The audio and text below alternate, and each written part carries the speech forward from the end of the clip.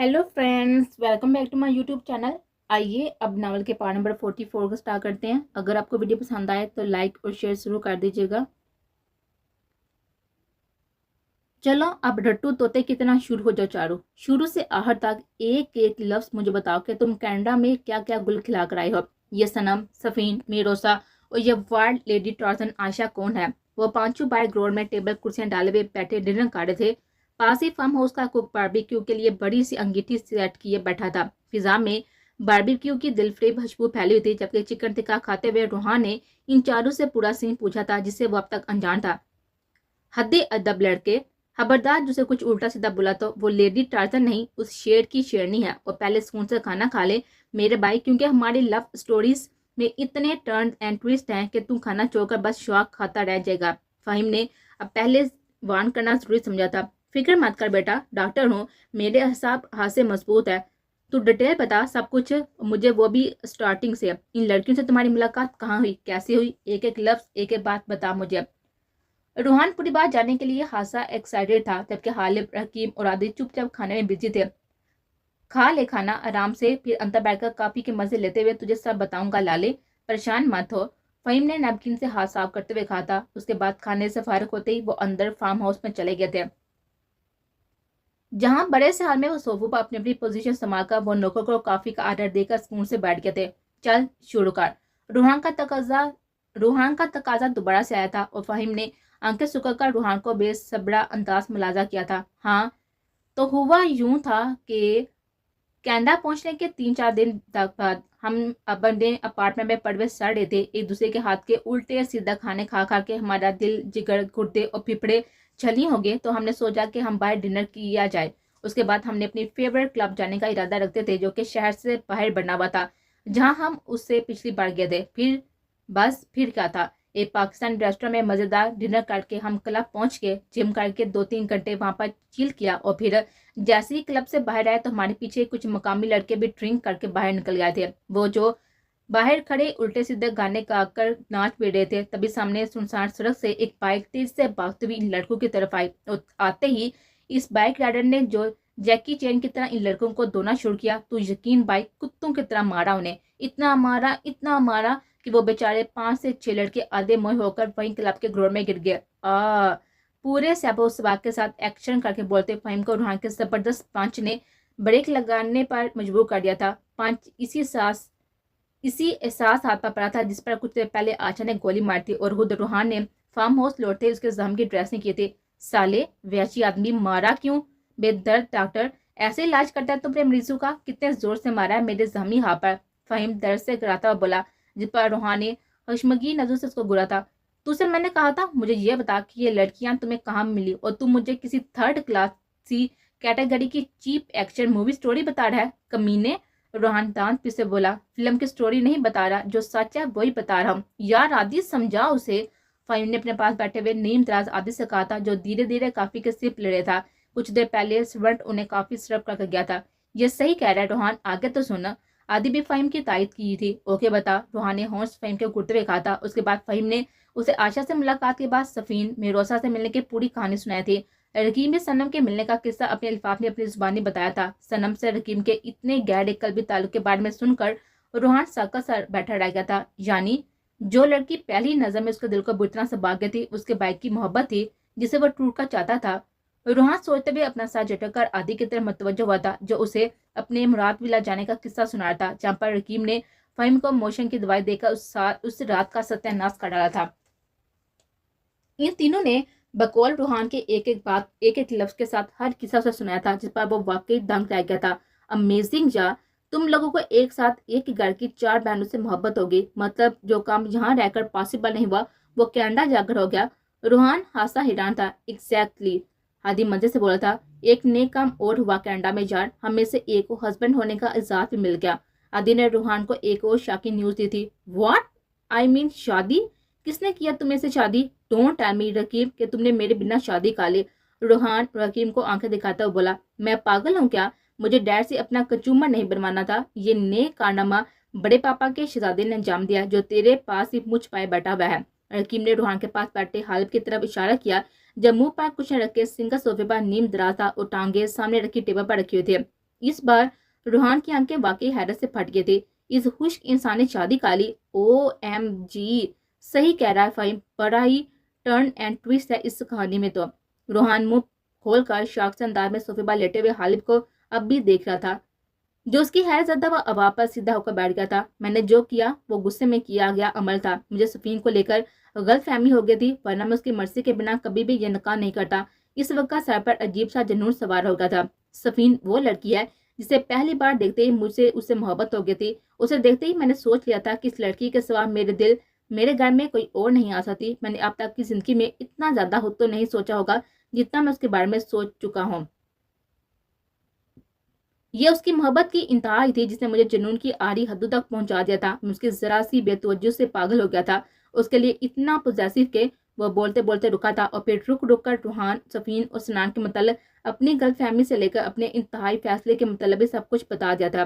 ان تینوں کی طرح وہ روحان سے بھی سفین کے ساتھ کی گئی زبردستی چھپا گیا تھا. سب کچھ سن کر روحان کی شکل دیکھتا رہ گیا تھا. جتنی شدت سے وہ مجھے چاہتی ہے نا, بدلے میں اس پر اتنی شدتوں اشکار کرنا چاہتا تھا, مگر جانے انجانے میں اپنے اس غصے اور جنون کی بدولت اس کے ساتھ بہت ہی زیادتی کر چکا ہوں. میں اسے اپنی ذات سے خوشیاں دینا چاہتا تھا, پر ڈھیر سارے غم سونپ آیا ہوں.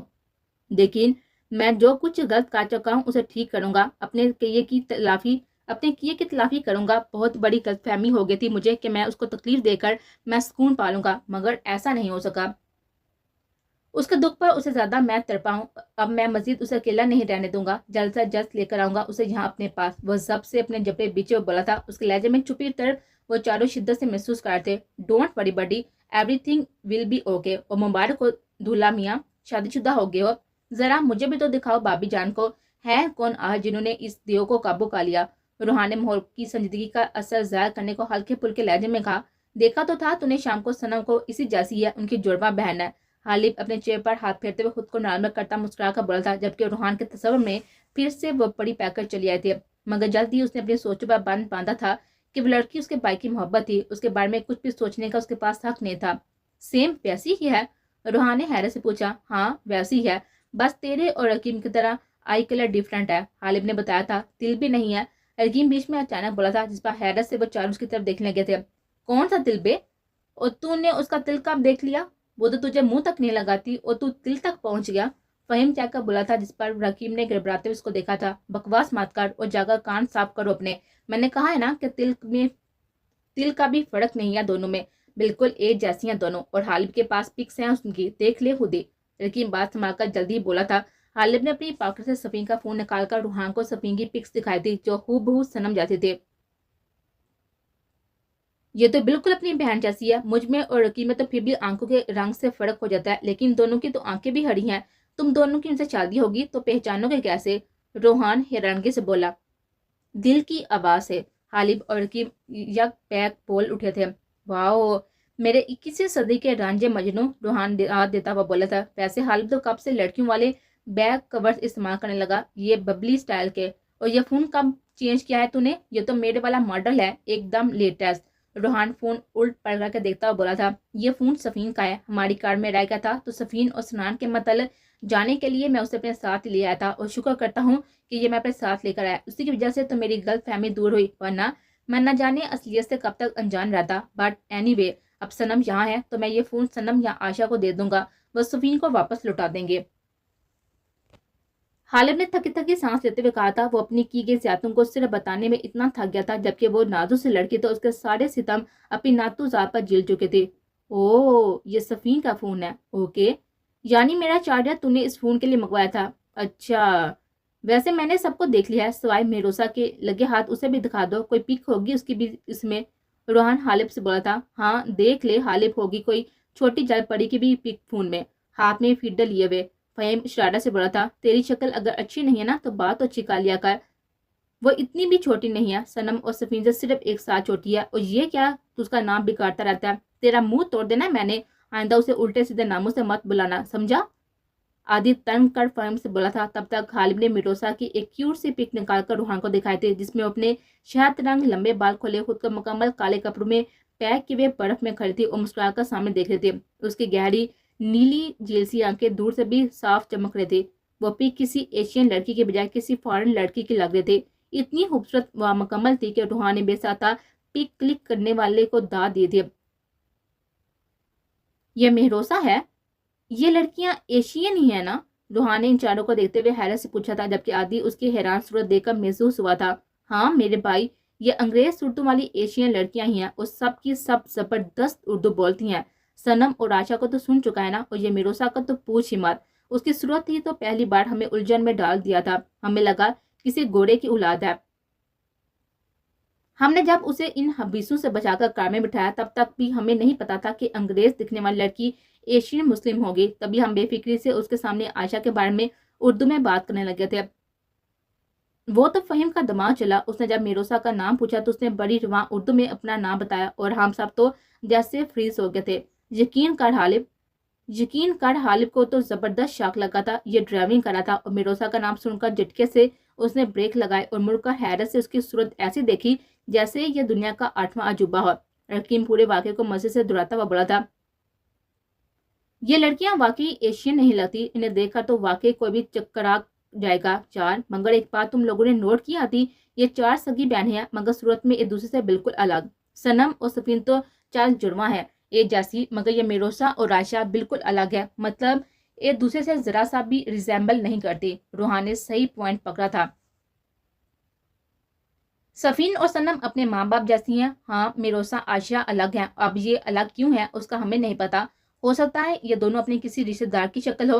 فہیم کے اندازے سے کہا تھا، جس پر روحان نے اس باب میں سائے لایا تھا. یہ لوگ ابھی بہت چھوٹی بھی ہیں یار. روحان نے باغور پک دیکھتے ہوئے ایک اور اعتراض اٹھایا تھا. ہاں مہروسہ اسی مہینے 17 کی ہوئی ہے، اور صنم اور صفین 18 کی. ان لوگوں کا برتھ ڈے اسی مہینے تھا. عادی نے جواب دیا تھا. کوئی نہیں، اپنی لائن تو کلیئر ہے. عادی کا کیا ہے، وہ تو 1-8 سال ویٹ کر لے گا. رکیم شرارت سے بولا تھا. ہاں پتا ہے کتنی کلیئر لائن ہے. ابھی روحان کے سامنے ہی فریش بےعزتی کر کے گئی ہے صنم. یہ بات میں کہوں تو زیادہ سوٹ کرے گی، کیونکہ مہروسہ میری محبت کو ایکسیپٹ کر چکی ہے، جبکہ تم اور فہیم ابھی بیچ میں ہی لٹکے ہوئے ہو. عادی نے جوابی وارڈ کیا تھا، جس پر رکیم اور فہیم دونوں منہ لٹکا کر بیٹھ گئے تھے. کر بھی ہی صحیح، مگر اس کمینے کی بات بالکل ٹھیک ہے یار. کچھ کرنا پڑے گا رکیم، ورنہ تیری میری ناؤ پار نہیں لگنی. میری کہانی تو تجھ سے زیادہ ٹریجڈک ہے. تیری والی تجھے منہ نہیں لگاتی، اور میری والی سامنے سے گولیاں برساتی ہے. فہیم تو بالکل نا امید ہوا بیٹھا تھا. ہاں تو اس کے سامنے بکواس بھی تو راج کے کرتا ہے نا تو. کیا ضرورت ہے اسے عقل دکھانے کی؟ اپنی بات پیار سے بھی تو سمجھا سکتا ہے نا. اور ایک بات وہ بالکل صحیح کہہ رہی تھی، تیرا ابھی اس سے ایسا کوئی رشتہ نہیں ہے جسے تو اس پر حق جما سکے. یہ اس پر فضول کا روب جماڑے یا اس پر فضول کا روب جاڑے. عادل نے اسے حقیقت سے روشناس کروایا تھا. تو کیا چاہتا ہے؟ من مانی کرنے دو اسے. کپڑے دیکھتا ہے کیسے پہنتی ہے؟ ایک تو ہے اتنی خوبصورت، دیکھتے دل بے قابو ہو جاتا ہے. بدتمیز لڑکی، سمجھتی نہیں ہے کچھ. شتر بے مہار کی طرح جہاں دل کرتا ہے منہ اٹھا کر پہنچ جاتی ہے. اس لیے میں رسک نہیں لے سکتا. کرتا ہوں اس بے لگام شیرنی کا علاج جلد ہی جلد.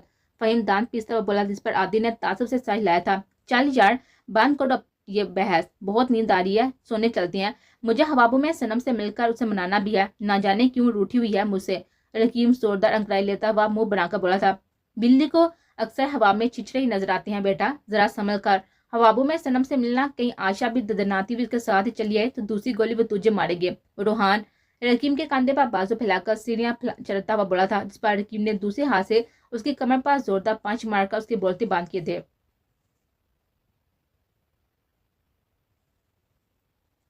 رات کے دوسرے پہر بھی نیند اس کی آنکھوں سے کوسوں دور تھی. کب سے اپنے بستر پہ لیٹی وہ بے چینی سے کروٹیں بدل رہی تھی. پورا بیڈ روم ملگجے سے اندھیرے میں ڈوبا ہوا تھا. یہاں پاکستان آ کر عائشہ بازید دوسرے روم میں رکے تھی، اور اکیلے سونے میں شروع سے اس کی جان جاتی تھی. کچھ یہ بیڈ روم بے حد بڑا تھا، اور اس وقت اندھیرا ہونے کی وجہ سے بھی اسے خوف سا محسوس ہو رہا تھا. جب وہ لوگ پاکستان میں تھے تو یہ ماسٹر بیڈ روم مما پاپا کا ہوتا تھا، جس میں اس وقت وہ اکیلی رکی ہوئی تھے. کافی دیر جب اسے نیند نہ آئی تو وہ بیڈ سے اتر کر لائٹس آن کرنے کے ارادے سے اٹھ کھڑی تھی، مگر سامنے کھلی کھڑکی سے آتی ٹھنڈی ہواؤں کو محسوس کر کے بنا لائٹ آن کیے کھڑکی کے سامنے آ کھڑی ہوئی تھی. فروری مہینہ اینڈ پر تھا. رات کے اس وقت ہواؤں میں ٹھنڈک رچی ہوئی تھی. وہ کھڑکی کے دونوں پارٹ کھولے اپنی آنکھیں بند کے ٹھنڈی ہواؤں کو اپنے سانسوں میں اتار تھے، جب اسے اپنے لمبے کھلے بالوں میں کسی کی بوجھل سانسوں کی سرسراہٹ محسوس ہے. ساتھ ہی کسی نے اس کے گرد ساتھی سے باہوں کا حصار کھینچا تھا. مائی ڈال. سر ٹھہری ہوئی یہ آواز، یہ بوجھل سانسیں، اپنے گرد باندھا ہوا یہ سخت حصار लम्हों में उसे खौफ से मंजमंद कर गया था। उसकी बेहद खूबसूरत आंखें डर से साकत हो गए थे। चेहरा खतरनाक खाता का सफेद पड़ गया था। वह बोलना चाहती थी मगर डर की वजह से आवाज गले में घुट कर आ गई थी। I am back my doll, वही सरसराती हुई सर्द आवाज उसके कानों में गूंजी थी। वो कांपते हाथों से अपने गिर्द बांधा उसका मजबूत हाथों का हाथ तोड़ना तेजी से पलटी थी। जहां उसे कुछ दूर खड़ा दोनों हाथ सीने पर बांधे वो उसको देखता मुस्कुरा रहा था और यही उसकी बर्दाश्त की आखिरी हाथ थी। उसको देखते ही चीखती हुई बेहोश हो गए थे। शाह इंडस्ट्रीज। कार के गेट को खोलते उस बिल्डिंग के नीचे मार्बल की दीवार पर स्टेबल के बड़े बड़े चमकदार अल्फाबेट से लिखे हुए इंग्लिश नाम को लब दोहराया था और धीरे धीरे चलती वो बिल्डिंग के मेन गेट तक आई थी और फिर बड़ा शीशे का डोर खोलते हुए ग्राउंड फ्लोर में दाखिल हुए थे। ग्राउंड फ्लोर पर इस वक्त काफी चहल पहल थी। सुबह 10 बजे का वक्त था। ये वर्किंग आवर्स थे। थोड़े आगे चलते हुए सीधे हाथ दीवार में नफ लिफ्ट नजर आई थी जिससे उसे 5वें फ्लोर तक पहुंचना था जहां पर जाविया हसन शाह का ऑफिस था। इसका होमवर्क कंप्लीट था। कनाडा से लेकर यहाँ पाकिस्तान आने तक उसे हालिब शाह के पल पल की रिपोर्ट मिल रही थी। उसे पता था वो कल से अपने चारों कजन के साथ शहरियार अफंदी के फार्म हाउस पर मौजूद था जहाँ वो 2 दिन रुकने वाले थे। ये इन्फॉर्मेशन मिलते ही वो सुबह ही उस्मान को बिन बताए चोरी छुपे गाड़ी लेकर निकल आए थे। सनम को अपने साथ ले जाते उसने घूमने के साथ ही वाइल्ड लाइफ फोटोग्राफी का जांचा दिया था। हालिब की जो लोकेशन उसे बताई गई थी उसे जीपीएस पर सेट करके वो फार्म हाउस के पास वाले एरिया में पहुंच गई थी और अपनी प्लानिंग के मुताबिक अचानक से इन सब से मिल भी चुकी थी। उसे पता था कि वो बदतमीज फहीम भी उसके साथ ही मौजूद होगा, इसलिए उसे पहले ही सबक सिखाने का इरादा कर चुके थे। इस काम के लिए उसने चोरी छुपे उस्मान के सामान से उसके गन निकाल कर पहले ही अपने बैग में रख ली थी जो वो सिक्योरिटी के लिए एहतियातन हमेशा अपने साथ रखता था। इसी गन से उसने फहीम से अपनी बेइज्जती का अच्छा बदला भी लिया था। अब हालिब के बाहर थे। उसे पता था आज शाम तक हालिब की वापसी मुतवक्का थी और उसकी वापसी से पहले उसे अपना काम करना था। सुबह ही उसे बताया जा चुका था कि जाविया शाह इस्लामाबाद से वापस आ चुकी हैं। इस वक्त जाविया शाह समेत रेहान शाह, फरमान दुरानी और शहरियार अफंदी शाह इंडस्ट्रीज में जाविया शाह के ऑफिस में मौजूद थे जहां उन्हें दिन के 2 बजे तक मौजूद रहना था। वजह आज उनके मुश्तरका प्रोजेक्ट के सिलसिले में होने वाली एक खास मीटिंग थी जिसमें न सिर्फ वो चारों मौजूद थे बल्कि उनके बड़े बेटे रोशान राहम फरहान फहद हाशमी शामिल थे। मीटिंग का टाइम 12 बजे का था। तभी वो ठीक वक्त पर यहाँ पर आ चुके थे। लिफ्ट से निकलती वो सीधी सामने मौजूद पर रिसेप्शन पर खड़ी लड़की की सिमत पर थे। Morning, I want to meet mister Javia Hasan Shah. वो सामने की लड़की से शीश अंगमैकर इंग्लिश में बोले थे जबकि लड़की उसके हुलिये और बात करने के स्टाइल से उसे फॉरनर समझी कि उसे हाथ से मरगूब हो गई थी और इसका पुरएतमाद लहजा और ड्रेसिंग भी उसे हादसा मगरूर लुक दे रहे थे। वो पीच कलर के शिफॉन के कुर्ते के साथ ही व्हाइट फिटेड जीन्स और गले में व्हाइट स्कार्फ डाले हुए थे। लंबे बालों को हाई पोनी में कैद किया हुआ था और पैरों में 6 इंच ऊंची हील वाले व्हाइट शूज पहने व्हाइट शोल्डर बैग लटकाए वो दूर से ही बेहद मगरूर और घमंडी लग रहे थे। मैम, आपके पास अपार्टमेंट है? रिसेप्शन पे खड़ी हुई लड़की जरा संभल कर बोलती। नहीं, मेरे पास अपॉइंटमेंट नहीं है, बट आप उनसे कहें कि मैं कनाडा से उनके बेटे हालिब शाह उनके कजन के सिलसिले में उनसे बात करने आई हूँ। आईब्रो उचकाकर काउंटर पर हाथ रखकर आगे झुकते हुए इस बार उर्दू में बोलती जिस पर लड़की पहले तो हैरान हुई मगर फिर घबराते हुए अपने पास रखे फोन से जाविया हसन शाह के ऑफिस का फोन नंबर मिलाया था। उसकी बात मनो अन दोहराए थे। ओके सर, मैं भेजती हूँ उन्हें। लड़की बोलती हुई उसे देखकर फोन रखने लगे थे। मैम, यहाँ से सीधा जाकर लेफ्ट टर्न ले लें। पहला ऑफिस हाशम सरकार है, उसके आगे दूसरा वाला जाविया सरकार ऑफिस है। लड़की ने उसे रास्ता समझाया था। वो स्पा में साह लाते सहज कदम से चलती हुई आगे बढ़ते। Beauty with ignorance. रिसेप्शन पर खड़ी हुई लड़की दूर जाती हुई आशा की पुष्प को देखकर बड़बड़ाई थी। जाविया शाह के ऑफिस के बाहर ही उनकी नेम प्लेट पर बड़े खूबसूरत स्टाइल में उनका नाम लिखा हुआ था। आशा रूम का गेट खोलकर अंदर दाखिल हुए थे मगर बड़ी सी सेंट्रल टेबल के पीछे मास्टर चेयर पर बैठे शख्स को देखकर वो अपनी जगह पर थम सी गई थी। यहाँ सबके डबल रोल है क्या? आशा ने सामने बैठे जाविया शाह को देखकर सोचा था जो हूबहू हालिब शाह की कॉपी थे। यहाँ हालिब शाह अपने बाप की कॉपी था। उनके पास ही दाएं और बाएं तरफ उन्हीं के हम उम्र 3 और शख्स बैठे थे जो कि यकीनन शहरियार अफंदी, फरहान दुरानी और रेहान शाह थे। उनसे कुछ ही दूर दाएं तरफ रखे सोफे पर बैठे हुए 30 से 32 साल की उम्र के दरमियान बैठे हुए लड़के उन्हीं हजरात के साहबजादे थे। बाहर क्यों खड़ी हो, अंदर आओ पुत्र। तुसी कौन हो और बच्चों के सिलसिले में क्या बात करनी थी आपको? वो दरवाजा खोले खामोशी से खड़े सबका जायजा लेते जबकि जाविया शाह की आवाज पर चौंक पड़ी थी। वो धीरे धीरे चलती हुई अंदर दाखिल होने के बाद उनके सामने जाकर खड़ी हुई थी। बैठ जाएं बेटा, खड़ी क्यों है आप?